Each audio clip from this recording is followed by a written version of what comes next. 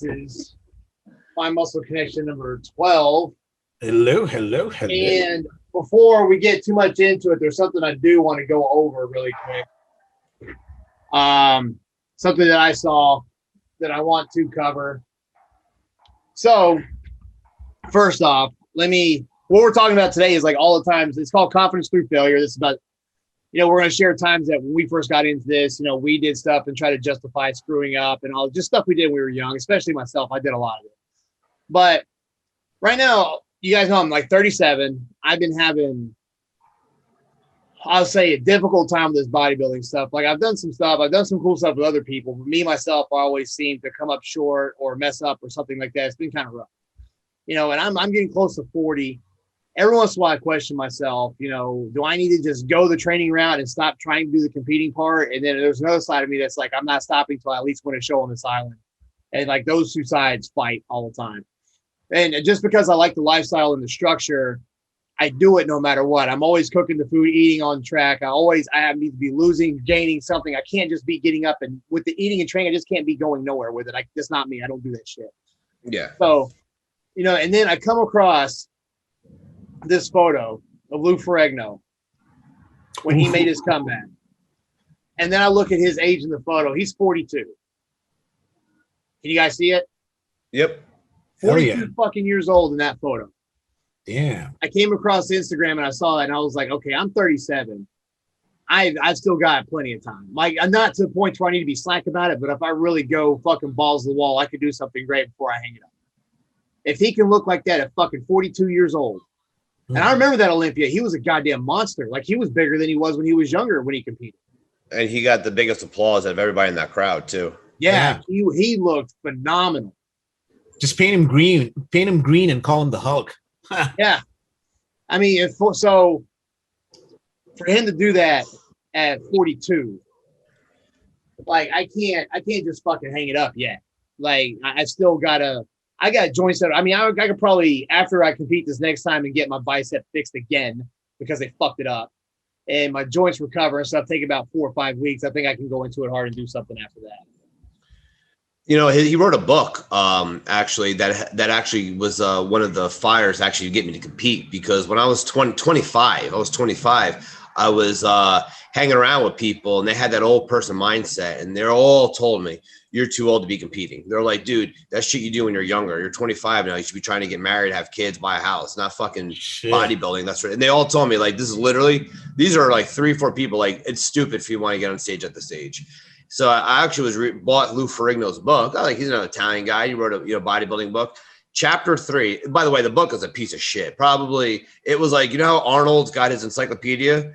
This is like the great value version. Like it's all right, but like not worth reading. Yeah, it's all right. And chapter 3, the title of it, and that first page was worth all the money. It was Life Starts at 40 was the title.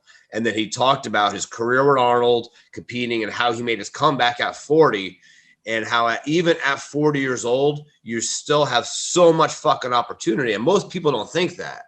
Most people think that life starts, when you're 60 or life is over, when you hit your 30s. Well, in my 30s, I'm married with kids now, can't do anything. That's not the truth. That's just what, society kind of forced you to believe. Yep. Well, exactly. How old's Donald Trump now? 75, 76? Yeah. He became president at what, 70? Yeah. He was like the oldest president we'd ever elected. The guy was probably more vibrant and had more energy than any president that I had seen up there. Yeah. So, and not to be talking about political views or whatever, but that I do remind myself of that because I remember how old he is. And then the guy acts like a 30-year-old up on stage, got COVID and pretty much gave it the middle finger. I think a lot of it has to do with your purpose in life and what drives you. I mean, me and Akira's mentor, Ross Jeffries, is in his like late 60s, right? And he acts like he's 20 years old, just the spirit of a 20-year-old. He's got so much energy. So much energy, so much life. When you love what you do, when you're living your life, that's why people knock Rocky V a lot. Because Rocky V, they're like, oh, it's a shitty movie. But if you listen to that flashback scene with Mick, he was like, he gave me the motivation to stay alive. A lot of old people, they need that motivation to stay alive. That when they're doing what you love, that's going to keep you going. That's going to keep you young. There was before you the topic, the son remind me a lot of people in my family die in their 60s and 70s from heart problems, right? Because we all from the South, we eat like shit. My great uncle, and I'm pretty sure that he was either stationed on the Missouri or was actually there when they signed the surrender. Like that's how old he was. Died at 98 with prostate cancer, but he went to work. He had like the only body shop in Ashe County at the time. And so by the time there were other shops and stuff there, he was still the only one everybody went to. Went to work every fucking day, did not slow down, and he made it to like 98 years old, I think. Oh, yeah. So, as like I say, if you do 100 push-ups every morning, when you're 100 years old, you'll still be able to do 100 push-ups. We actually have in our current coaching program for guys, we have this guy who's 81 years old, and this guy works out, and his body looks amazing, and he's crushing it at 81. So that's no excuse for all the other dudes out there. Was that guy Eddie Robinson? Wasn't he like in his 80s and still looking good? 70s? Yeah. Frank Zane. Yeah, Frank Zane's another one. So let's see. I'm talking about the reason I want to bring this up is because I want people watching to learn that we didn't just come out with this mindset, and we're not just the lucky ones that had this infused in us and stuff. This has come from me personally, at least, times of fucking up over and over and over and over again and telling myself it was okay and I could justify it by doing this and that. And then in the end, I finally just had to say, I need to quit being a weak ass bitch and coming up with these excuses to fuck off and get down to it. Like for me, the very first thing for me was I would cheat on the weekends all the time when I was young. Because I first started messing with losing weight and stuff when I graduated high school. I was like 260. I was fat. I got down to 190 pounds. And that was back when Xenadrine and all the ephedrine and fat burners were still legal too. So we every weekend I would go fuck up, drink, eat, whatever. And it took me forever, like forever, to get down to 190. And I still didn't have abs, even though I lost like 70 pounds because I kept fucking off on the weekends.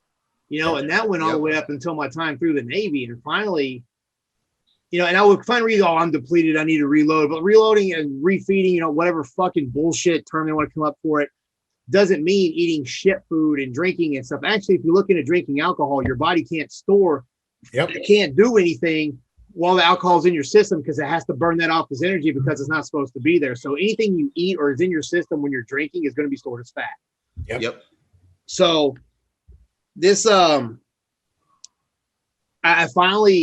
can't remember what it was, but finally it got to me. I was like, I am going to have to do high carb days and stuff, but I got to stop cheating on weekends. And then like the first time I did it, the next weekend when I checked in, I looked so much better. And I was like, if I could have just grown the fuck up months or years ago, I could have already hit these goals already. Yeah. But I would tell myself these stupid things like, I had a hard week. I need to go out. I don't need to be staying at home or I deserve it. Like, fuck that. Like, or treat yourself. That's the one I hate the most. Your treat is being able to put on your fucking pants and not lose your breath when you tie your shoe. That's your fucking treat. Not eating a bunch of shit because you fucking were good for 5 days. Big deal. We're good for years. You want a fucking reward because you stayed clean for 5 fucking days? Get out of here with that shit. So, that was like just one of the many things I had to realize was this is a 24/7 thing if I really want to go the long haul and like get on stage and compete and shit. Yeah. No, I hear you. I'm going to log in. My video's failed. All right, go ahead. I completely understand. That's why I quit alcohol. It's been 2.5 years now since I've quit drinking, and it's just so much better, way better, because I had to burn off all of that beer belly shit, and it was hard, man. It was so hard. It is. It was like I tried everything, ketoing. That didn't work because that wasn't sustainable. It was killing my liver. And then I decided to try something that's a little bit more sustainable, complex carbs, balanced with vitamins, proteins, just a balanced meal twice a day. And then you'd have your workouts. And Dom, I've got some good news. I've actually lost 15 pounds, buddy. Yeah, you're looking better. Definitely since I met you last year, you've definitely slimmed down. Like you're looking much cleaner. Yeah, still going, and I haven't given up. 24/7 thing, right? It's not a 1 month or a 2 month. Hey, I want to get abs so I can get on the beach in 2 months. Nah. What do you think? What do you think the hardest thing about the drinking was? Was it the social aspect or the fact that you felt like you had to drink? I'm gonna come clean with you guys here. I was an alcoholic. Okay. Ex-alcoholic now, but I was an alcoholic before. It was incredibly hard for me to let go. And I went through several withdrawal episodes. It was to the point where my depression was just not helping at all with the whole letting go. So I did a bunch of stuff. I don't want to get into details with that, but eventually I had the willpower to let go. And I said, you know what? This is my life. I'm too young to be able to just throw it all up in the air and say, you know what? I'm only going to live once. I'm going to have all the alcohol I can get. So I let go of it. And that's when my journey began. And I started to see that my body was reacting better to certain things that I was doing with not just my diet, but just health in general. I was paying attention to my body. I was listening to what my body was saying. And I discovered that it's a whole lot, you feel a whole lot happier with yourself. It's not just rewarding yourself. And I think a lot of people have this misconception. It's like, let me have a cheat day. No, it's not a cheat day. It's a cheat meal, but it still has to fall within the criteria that you set for yourself in this diet. Yes. Or the diet that I'm following, right? So it's not exactly a cheat day. This is the largest misconception that I think everybody has. It's like, oh, just one day, let me just go and reward myself and just pig out and eat everything that I can. No. That's not how it works. Now, when you get to the point to where you have to think back how long it is when you stop drinking, that's a good feeling. So I always have to think back to what year. It was Paradise Cup 2011. I just got out of the Navy that day. And I just started taking, they gave me something for anxiety because everybody in the military gets anxiety and they try to measure for some point. So I started on the Prozac or some shit. And I was there to film it. I wasn't there to compete, but I had 2 beers and I could not drive because that shit crossing with that medication fucked me up. So I had to give the keys to my friend. I was like, that's it. I got to stop. And plus I had just started becoming a personal trainer. And I was like, I can't show up hungover on the fucking weekends and start training people. That's not going to fly. Because I'm bad for, I start drinking and then next morning I'm hungover. Well, I'll just shotgun these last 2 beers and I'll be fine. And then you're drinking all the next day. And I've done some bad shit, like shit that other people have to remind me of because I can't fucking remember. And so, you know, I think the first weekend I went through without drinking, I was living in a house with 3 sailors that were just partying all the fucking time, but they respected my space. I could sleep through anything. So they never bothered me, but they never fucked with my food. I always had the kitchen to cook. Like they didn't get in the way of my shit. So I did not get mad if they stayed up drinking and shit. The first weekend I got through and realized how much shit I could get done and how much further along I could be by Monday. I was like, that's it. And I never thought I'd be able to quit. And it was like, all of a sudden a button just flipped and I was like, hey, it's time to grow the fuck up. And I never touched it again. Really, really. Cause my whole mom's side of the family is all alcoholics. So her dad was alcoholic. She was one.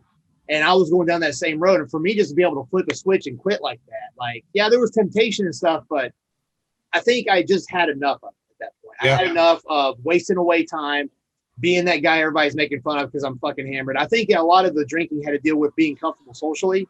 Mm-hmm. And so that was one thing I had to learn to do on my own. I had to learn how to have fun and enjoy being out and doing things without drinking. And once I learned how to do that, it was easy to get through. And one thing that disgusted me was waking up with just feeling shitty, dude. I mean, it's not just a hangover, but it's just, you feel like crap. You feel like your body's disgusting. Yeah. And it's like everything you do just becomes disgusting. It's like you have to go to the washroom. You got to do your stuff in the washroom. It just feels like fucking crap. Literally sometimes. I used to love that feeling. I used to love feeling like crap because I know I had a fucking awesome night. See, my story with alcohol is a little different than probably most of you guys. It actually dates back to high school. I never drank in high school. Because all I ever really wanted in high school was to be a great wrestler. That was it. And you want to talk about failure and resentment. high school is where that was at for me, because my family did not support me playing sports, and any opportunity they can to say, oh, you can't wrestle this weekend, they would do it because they didn't understand that this was my life. And I remember actually my stepdad sitting me down saying, look, you're committing way too much time to wrestling. You know, if you're not going to be on a Wheaties box, then there's no point to it. You know what I mean? Like, you should be focusing on school knowledge and getting a good job and making money, because money is what's going to make you happy, not wrestling. They didn't understand that they just didn't get that I was an athlete. So, you know, one of the biggest wrestling matches of my life was 2005. It was the T-neck match. For those who've read my book, it's actually in the first chapter. My book actually starts off that day, because it was the biggest fucking failure of my life. And you're talking to somebody who watches Rocky once a week, watches 8 Mile once a week. I mean, I live, eat, breathe these movies. So since I was in high school, I still watch them every week, because this is my moment. This is my moment. Scores 36-36, right? And I go out and I get pinned in the first 2 minutes. And I was ready to kill myself that night. I had to go home. My mom goes, did you win? I go, no. My stepdad goes, of course you didn't win. Like, you're a failure. Failures fail. Always a failure. So in my mind, I was just a failure. That was it. I was born a failure, raised, I'm just not good enough. And that's how my life is. That's how it's supposed to be. I just was born unlucky, right? When I started drinking and partying was in my early 20s, when I was in the Navy, because I was feeding an empty void.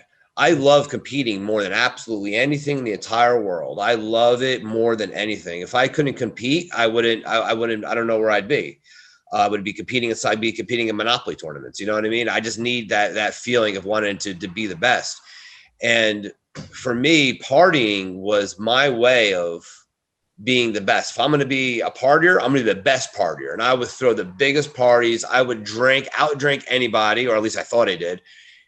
Wake up, puke in the next morning, but I'd be happy because I knew I had a great night. And I'm like, I'll be recovered by like 3, 4. Let's do it again tonight. And this went on from 2009 to 2014 when I met Mike Kawasaki. And that's when it all ended. When I discovered the iron, I discovered bodybuilding. I now found a purpose. And all of those failures that I had all awoke, because one day I was squatting with Mike. And I get up and I looked at him. I said, when I was in high school, all I just wanted to be was a great wrestler. That was it. It's all I wanted to be. And I thought after high school, that's it. Sports are over. You know what I mean? That's a big illusion. Once high school's over, college, sports are over. Get a job, get married, go to work. Yeah. But I'm like, now I actually have a second chance to actually be what I couldn't become.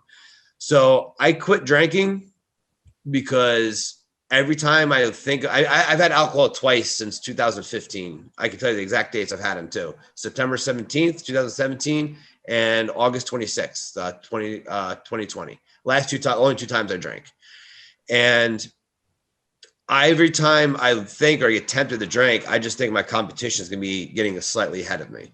So if I have a beer, then my pro competitors are healing muscle. I don't want them to have any advantage. 0. So I quit drinking. I don't drink. Only time I drank was those 2 days when I was just in recovery mode. It was during COVID. And I went out. It was one day, and I was out with my brother. So my story is a little different, but it all incorporates, the overall message of what we had of the failure, filling this void of partying, and finally finding my fucking purpose of what it is, of having a second chance.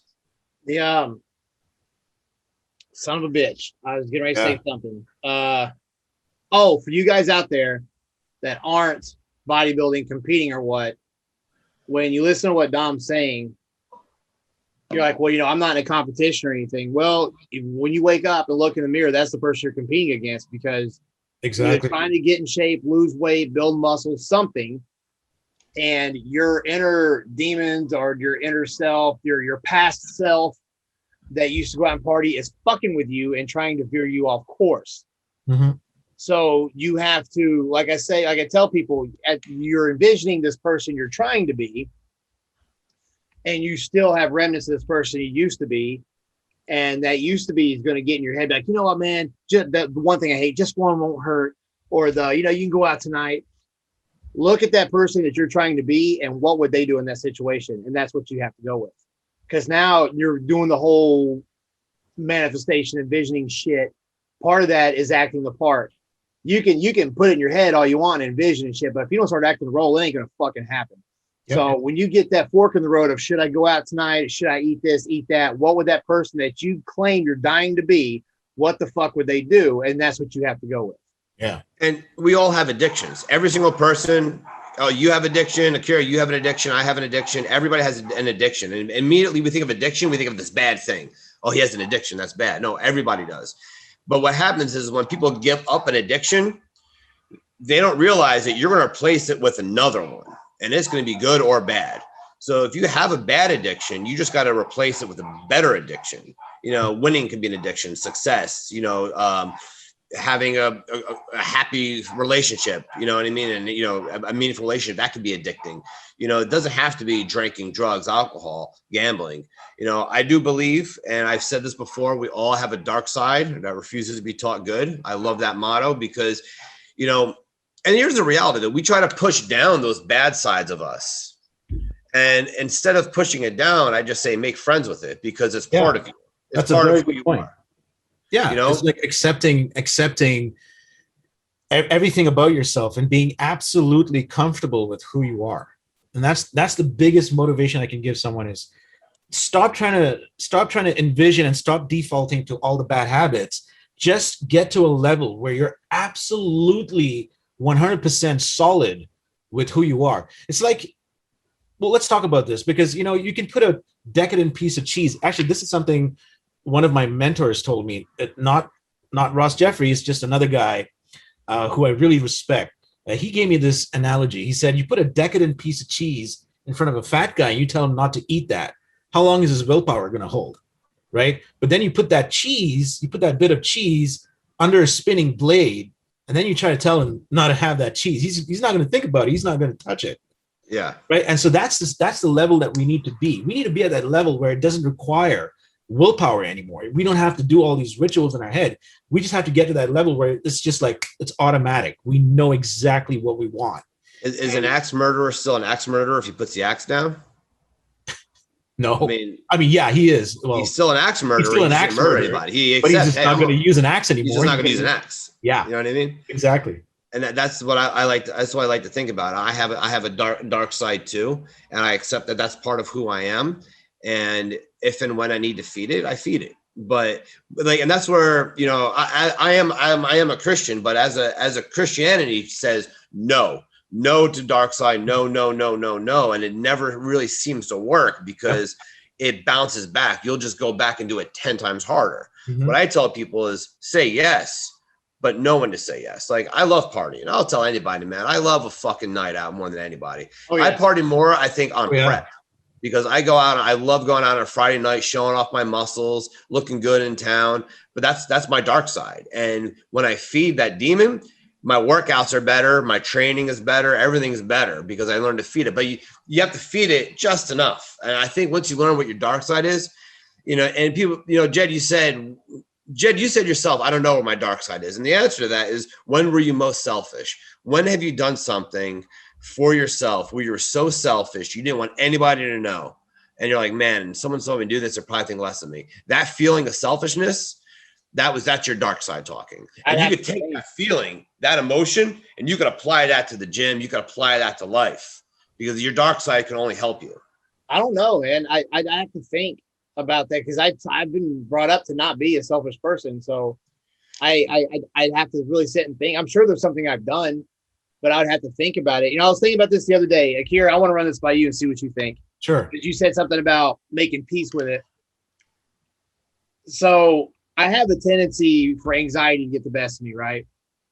And I used to find ways to like put it in a box, get it away from me. A few weeks ago, I said, you know what? I think something hit me like, I think I'm doing this wrong. Because there's a lot of times where I should have lost my shit because somebody needed to hear what I needed to say. And instead, I bit my tongue. I didn't let the anxiety get the best of me. Or I shrugged it off and said, no, you know, this will be all right. And then I get deep in it and then something bad happens. It's like, you know what? I'm gonna use it as a guide for a little bit. So if somebody was doing something wrong, if I was training him or whatever, honestly, I'm going to tell you like it is. And if you don't like it, you can fucking quit or you can suck it up and get through it. But me not telling you is not doing you any good.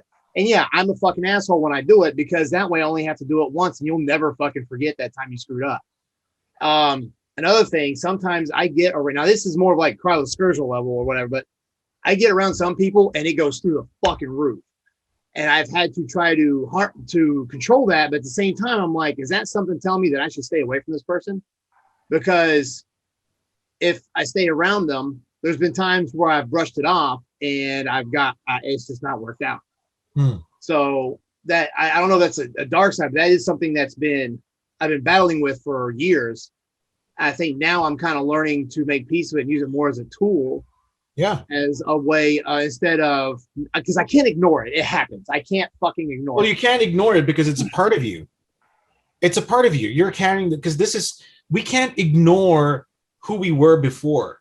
Because in order to understand who we are right now, we have to have an idea of who we were before. Great examples. Look at the before and after pictures that get put up when it comes to weight loss. Why do you think there's a before and after picture? Because people want to see who this person was before. And now look at that person right now. Look at how they are right now. I mean, it's sort of, again, it goes back to validation, but leaving that aside, just for yourself, when you look at a before and after picture in your mind, when it comes to this is who I was before, this is who I am right now.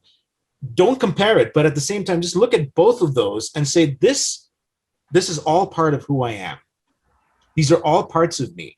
I can't ignore it, because if I ignore it, I'm just fighting against who else? Myself.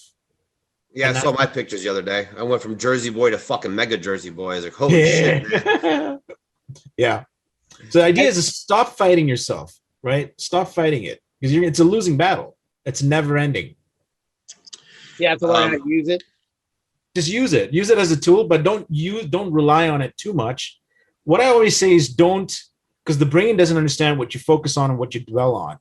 But so when you get wrapped up in that emotion of anxiety or that state of anxiety, it can suck you in.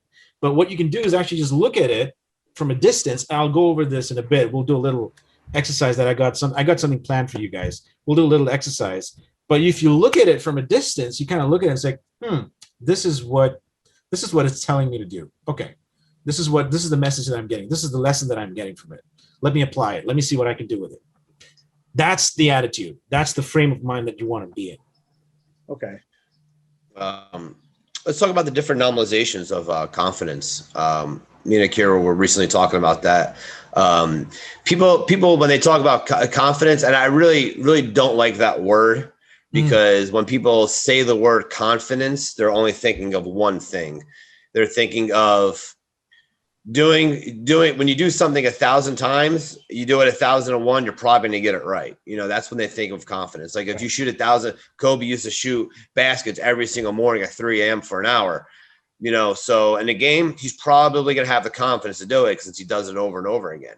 But most people don't have that capability. So whenever you do something new, you always tell somebody, hey, you need to have confidence. It's like, well, how the fuck do you want me to have confidence? Where am I going to put it? I've never done. Yeah. How do I walk in and just expect to know how to do it? And I think that's why so many people give up or they quit, is because they have this normalization. So Ross Jeffries actually broke it up into a different frame, which has helped me exceed in athletics as a college. Something I was told I was never going to do is go to college, and broke it down to different types of confidence. I'll talk about one that works for me and Akira. You can explain another one. Is learning confidence, and that is that if you actually wanted to talk about the failure using it as a lesson is that the worst thing that can happen is I learned something. And that is kind of how I went through pretty much my whole bodybuilding career, even to this day, even at a professional level, competing at the top game. I always say to myself, the worst thing that's going to happen is I learned something. I learned what didn't work. I learned what I need to know next time.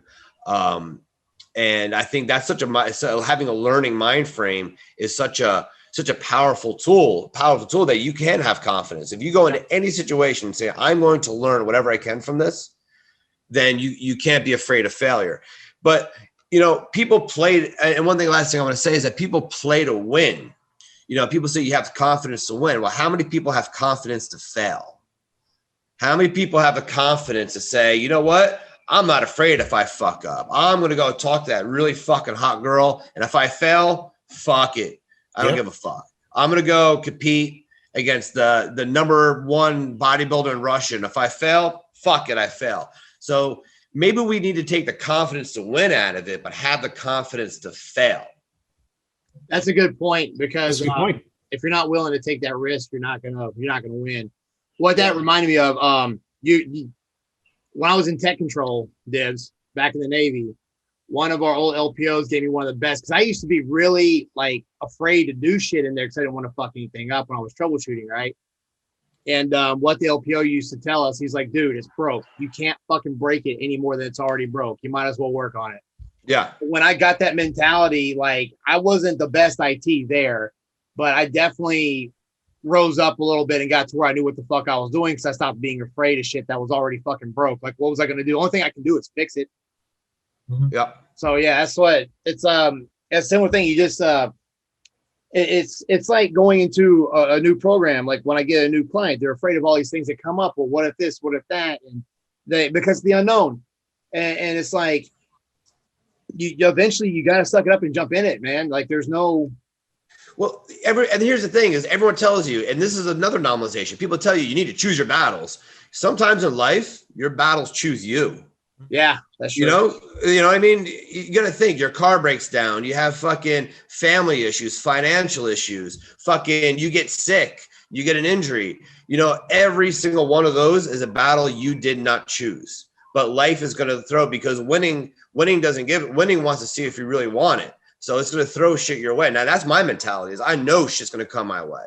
My prep starts next week. I'll be 16 weeks out next week.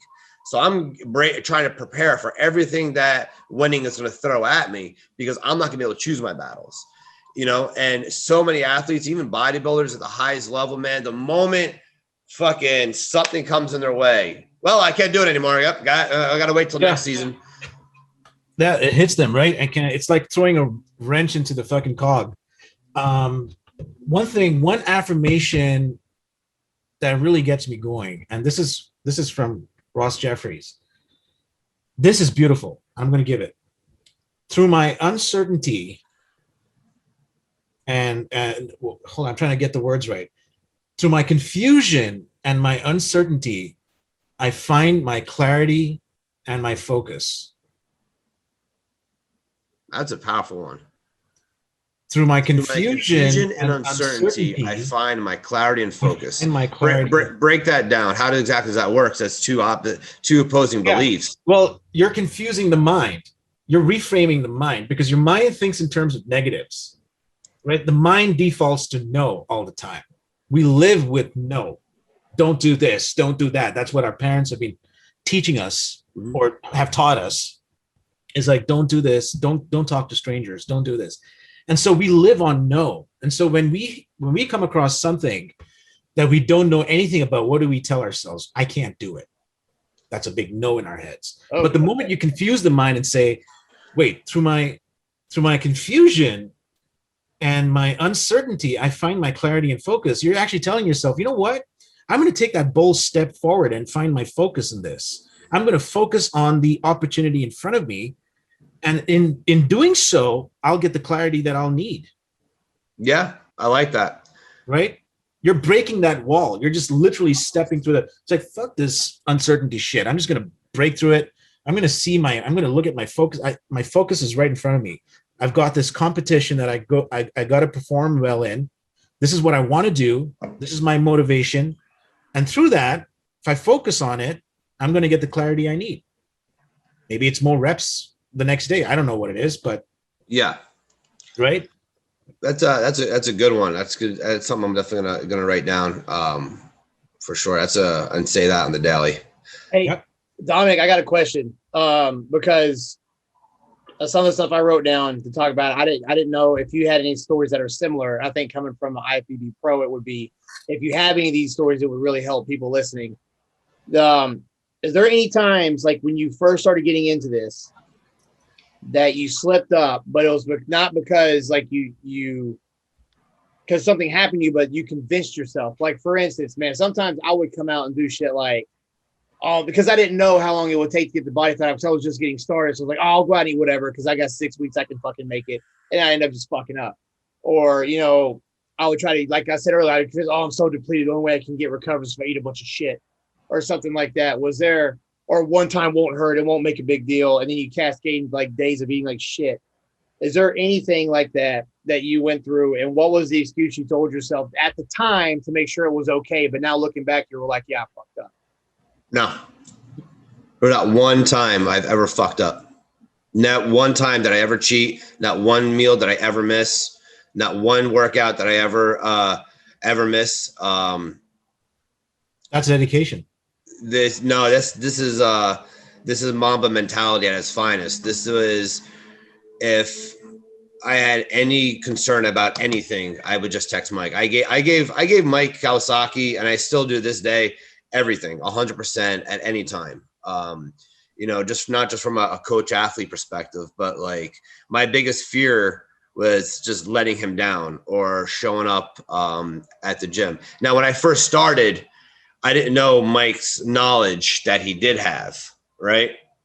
I didn't know that he was fucking a guru, because I grew up in Jersey and everybody's a guru. You know what I mean? If you're a trainer at a gym, you're a guru. It was the truth. I didn't even know he was going to be at the bodybuilding show. I thought I was going to be there by myself. So I'm planning things out to be weeks out, be there by myself, what I need to do.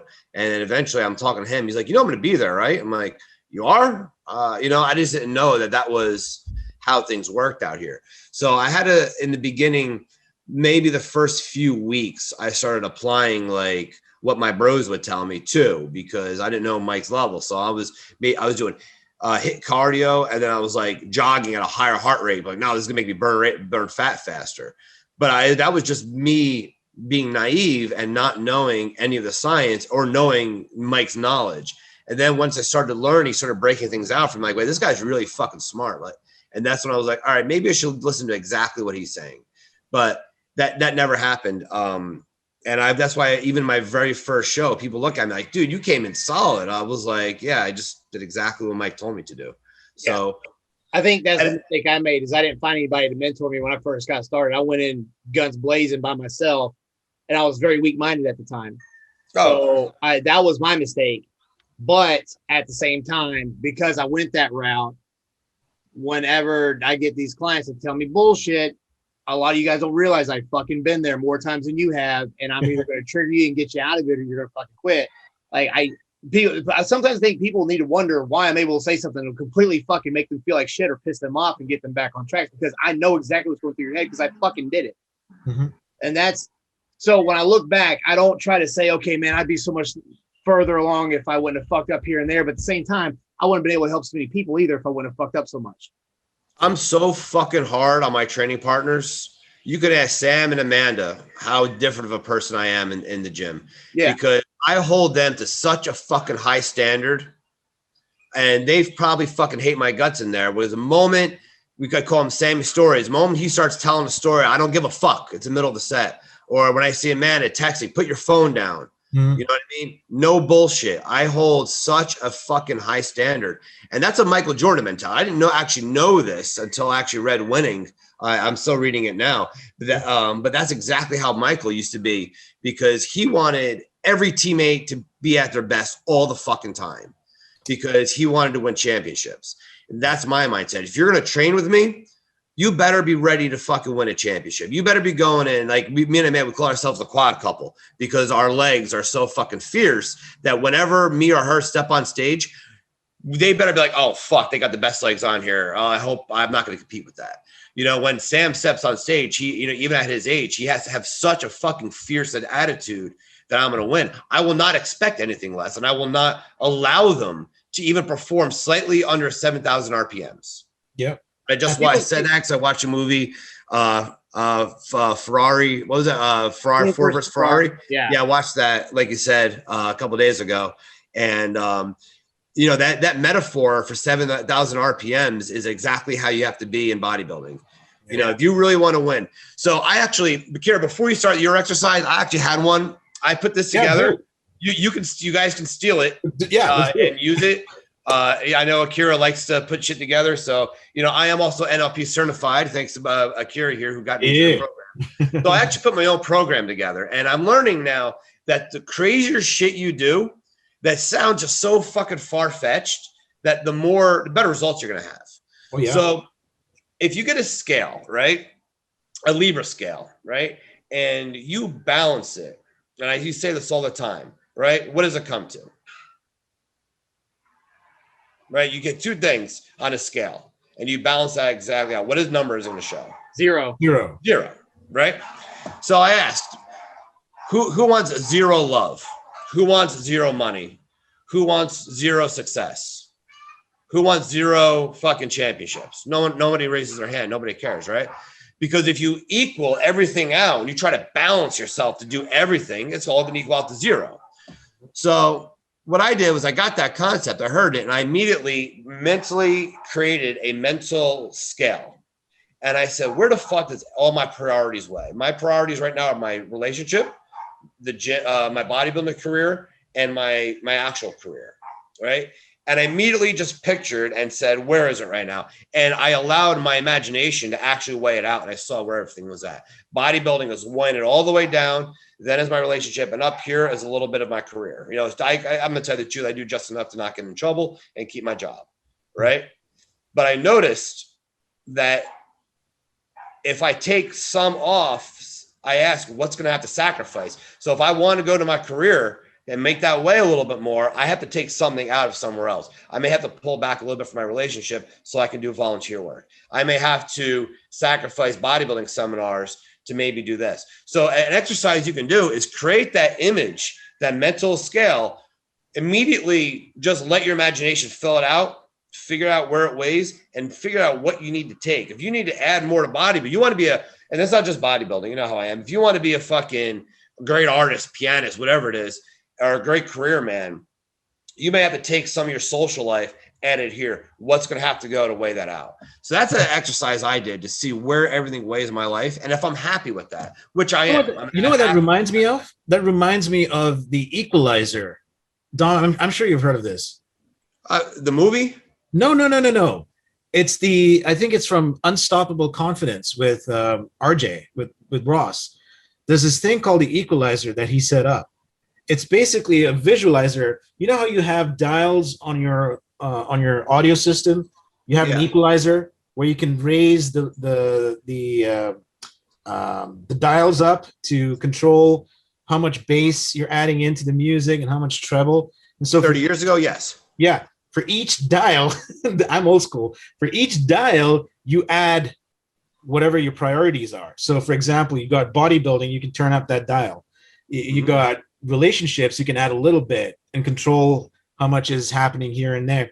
And so you have a slope, you have a curve in your head that'll let you know, okay, this is what I want to do. This is priority number one. This is priority number two. Yep. That's another great tool. I think that's something that we, hopefully you bring back. I'm going to start bringing back too, because people are trying to, there's an old saying, if you try to be everything to everybody, you're going to be nothing to nobody. If you really balance out your life and try to give everything your equal focus, you're just going to be average, man. You're going to be a jack of all trades. Yeah. Nobody wants that. And I heard that in my interview, not my interview, my midterm, my chief came to me and says, you put the same effort into the Navy as you do in bodybuilding, you're going to be you're going to put on chief. And I was like, I can't put the same effort in because so much effort needs to go into bodybuilding that I can't give you guys that much. Otherwise, I would. If I want to put on chief and be an officer, I would have taken shit off bodybuilding and I would have put it onto my career, and then the scale would do this. So this is an exercise I created. Kira, hopefully, you can use it, bring it back. This is sure. This is your job, and I think it's really effective to mentally see where you're at. Very effective. I love it. Brilliant stuff. And I think the exercise that I want to talk about, but before that, I wanted to mention, I think people are afraid of tough love, but I actually think tough love is the way to learn. Yeah. Because you know what? Hearing the truth, at least for me personally, if I had a mentor, I still do. I want to know the truth. I want it to be told as it is. I don't want any sugarcoating nonsense. because that's not gonna give me any value. That's not gonna do anything for me. Yeah, absolutely. No, motherfuckers, I don't sugarcoat shit. You guys see me at a seminar last week. Me and Breon, Breon Ansley, 2-time world champ. It was like Eminem and Papa Doc up there, man, because like, he was over here being political and sugarcoating everything, and I was giving it fucking raw.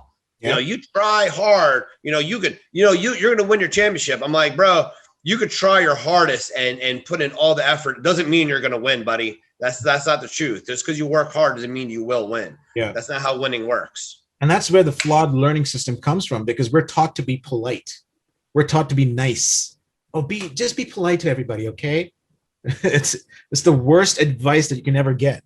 Yeah. No, I'm not going to be polite. I'm going to tell you exactly how it is. If I don't like something, I'm going to say it and then tell you what it is and then help you fix it so that you don't repeat it, right?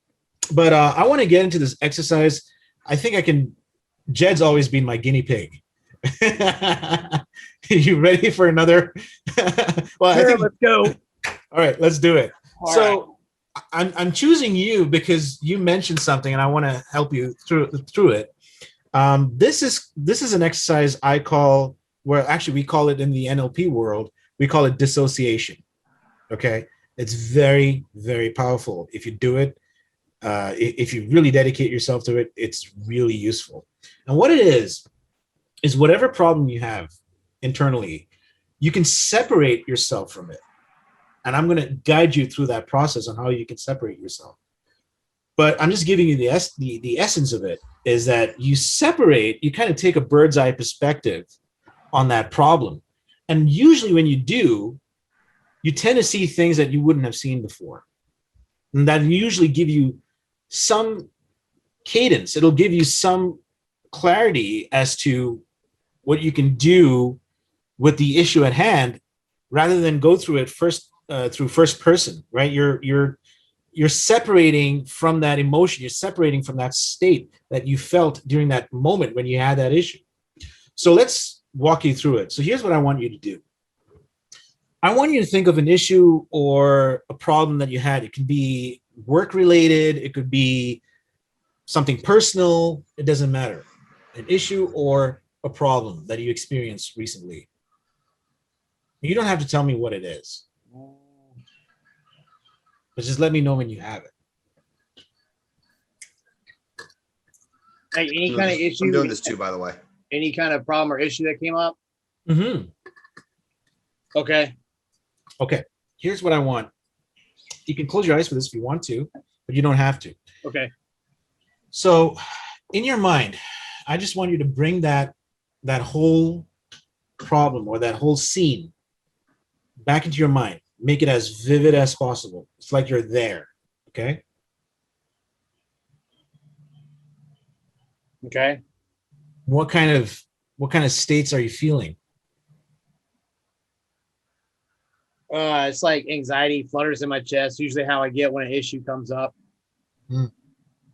And is the image in color or is it in black and white? Color. It's in color. Perfect. Okay.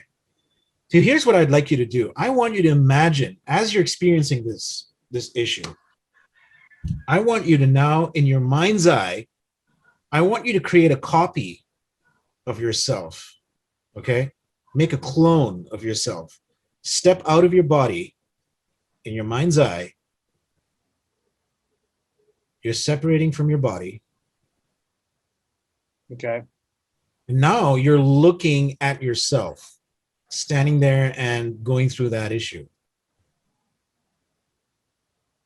When you have it, let me know. Okay. What do you see from this angle? Me needing to fucking chill out a little bit. Very good. Now here's what I'd like you to do. I want you to just take a few steps back. Take about 10 steps back. What do you see from here?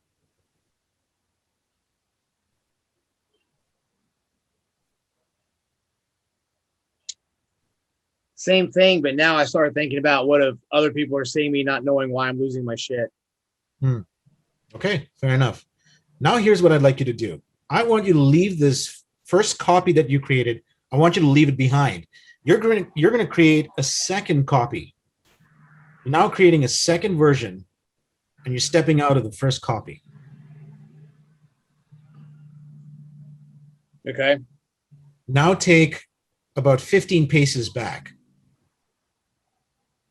All right. What do you see from here? Just me looking at myself. Okay, and what's going on? The first copy of me just kind of looking at myself, just like, normally, I guess. I mean, What do you feel from here? I'm not sure. Like, if I need to worry more about what I'm getting upset about, or if I need to worry more about how I'm projecting it outward to those who don't know what's going on. Very good. Now, just for the sake of the exercise, let's make another copy, okay? Right. This time, what you're going to do, you're going to go to the opposite side of the room or the place where you're at. You're going to make a third copy, okay? And you're going to look at the entire situation from a different angle. So when you have that, let me know. Okay, I got it. Okay, what do you see from here? It's the same thing, just more copies of me. First copy's looking at my original. The second one's looking back and forth between the two. Okay, and what are you seeing from this third copy version? What are you feeling? What kind of things are going through your mind? Same thing, just how I'm projecting myself to those who may not know what's going on. Okay, fair enough. So what we're going to do is we're going to collect all of these lessons that you've learned by separating yourself from your original body. You're going to collect all of these lessons. Now you're going to merge one by one. So bring that third copy, bring it back to the second version, merge with it. Okay. Okay. Now with this merged version of yourself, has anything changed?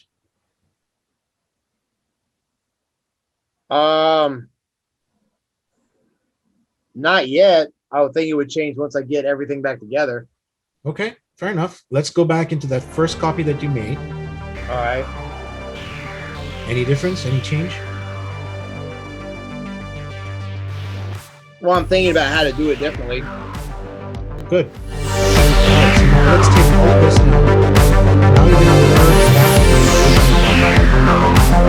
now you're going to go back into first person view. Okay. And now, what's happening in front of you?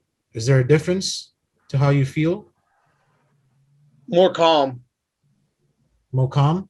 Like, I still need to get the message across I'm getting across, but I'm being more calm about it because not everybody knows what's going on. So, and a lot of people know my personality, but at the same time, it doesn't mean I have to display it all the fucking time. Do you understand what you need to do in order to maybe resolve a similar situation next time? Oh, for sure. All right, we're back. And that's pretty much it. I did it as well. How do you feel, Jed? All right. I mean, definitely not like super embarrassed or anything because of like projecting other people. So a lot of people know how I am, but at the same time, it's like just for the sake of not getting my fucking heart rate and shit up and everything, I could probably go a little different about it and still get the same message across. Do you think this exercise helps? Oh, definitely. It Good. just gives you a different perspective and it makes you take time to look at what's going the big picture before you make a decision. Yeah. And that's why it's so powerful, is because you tend to separate away from the emotion or the state that you're in. So that way you can look at it from a calmer perspective. You get the lessons that you need in order to come back and then tell yourself, hey, listen, buddy, you're going about this the wrong way. There's a better way to do things. That's exactly how I felt. I did the exercise too, and I was actually watching myself at first. And with my first copy, I was like, dude, why are you doing that? Like, you're just torturing yourself for literally no reason. And then when I made the second copy, I was watching myself like, dude, like, why are you watching this guy torture himself? And then I was in the whole room. And then I was like, and that's when my personality came in, like, man, we need the real Slim Shady playing right now, bro. We're all looking the same. And then I was like, why is this guy sitting on the couch literally torturing himself over nothing that doesn't mean anything, when those two other guys are over here now, their whole night's ruined because this one guy is being tortured, and there's all me. And then when I came back and I put it all together, I was like, I've literally been emotionally beating myself up for something that doesn't matter. Yeah. And this goes back to the whole thing, is that there's no such thing as failure. At least in my books, there's no such thing as failure. There's only feedback. Yep. We have to shift our mentality to think in terms of feedback. Like I want to meet the guy who invented the word failure, or the girl, or whoever it is, because it's not a good word. It's not a good word to use, right? Because then we start thinking in terms of what could have been and what we should have done, and it's like, why did I do it wrong? And we're going to beat ourselves up. We're just going to be in this really negative space when we don't have to be, right? It's all about learning the lessons that we need in order to avoid situations like this in the future. I think failure is one of the biggest, especially for people like me that are super fucking stubborn. It's one of the best ways to learn, because eventually you're either going to quit or you get tired of feeling like shit, and you're going to fucking finally do what you haven't been wanting to do for so long. Yep. And that leads to the new thing that I've been reading that I want to add to our confidence, and hopefully you would add it on, you know, and maybe teach it to some of your students in our other group, is the concept of failure confidence, of trying something over and over again till, you know, you fail. You just say, I'm going to figure this the fuck out no matter what. And, you know, you work towards it. And, you know, RJ, I think that happened to him in 1988. If I remember the story correctly, he just couldn't get a date. This dude, this tall, skinny dude who was ugly as sin, love him to death, but my guy was an ugly motherfucker.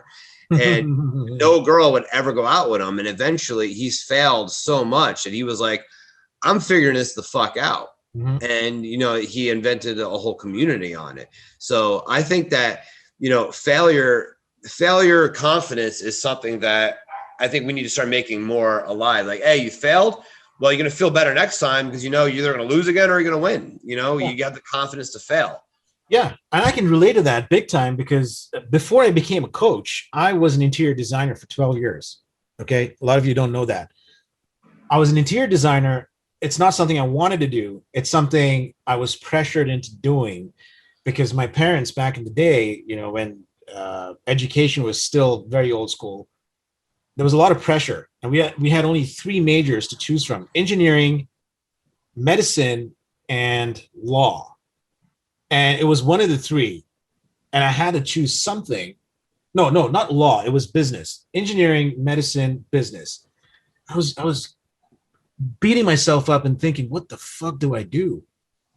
So I chose engineering, and I ended up studying architecture and then interior design. And I did that for 12 years. And I was telling myself, why am I not doing so well in this field? I was getting beat down from the higher ups. My projects were good.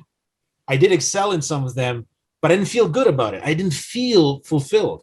I was just cursing myself. I was like, what the fuck is going on? Yeah. And at one point it hit me, because I got fired from my job. And when I got fired for something that I didn't even do, I instead of telling myself, oh, boo-hoo, I'm going to go and cry about this for the entire night and drink myself to death, I had a little bit of a shift in my mind. I said, you know what? Maybe this is a sign. This is something that's hitting me now. Maybe I can do something different with my future, something that I've always wanted to do. And that's when it hit me. I said, listen, this is a lesson. This is not failure. This is something I learned. And I know I have a knack for coaching. I have a knack for teaching people. And so I discovered coaching, and here I am, right? So it just goes back to, instead of telling yourself, oh, fuck, what am I going to do now? I'm just going to go home, cry about it, beat myself up, and hopefully next day everything will be okay. Nope. It's telling yourself, what can I do with this lesson that I have here? What can I do with this experience? How can I learn from it? Mhm. What can I do differently so that it doesn't happen again? Well, we're coming up on the hour, and I hate to cut it short, but I gotta get to work and train someone today. But this was really good. Akira, thanks for joining us. It's definitely giving a good perspective on how to deal with some of the things that we go through.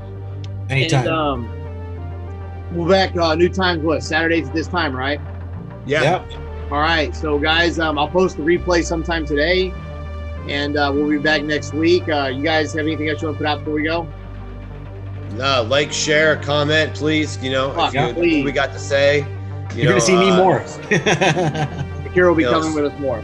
And Yeah, for you guys that don't with know, us. he's in the I should introduce him at the beginning, which I'll do next time. But he's neuro-linguistic programming and coach, and gives a good insight and like we've seen, excellent exercises on how to look at things with a better perspective, so you guys can kind of unfuck some of the shit going on in your head, so to speak. Definitely a big help, and we appreciate it a lot. And I'm glad that you're going to be coming on here more regularly. That's awesome. I'm happy to be here. Yes. So from the feedback we've heard from this show, it's very keeps us very excited and more motivated to keep doing this. So please like and share, get more people exposed to it, because people who have watched it have loved it. And we'll see you guys next Saturday at Next 8, Saturday. Next Saturday. which Cheers. is 2 p.m. Eastern.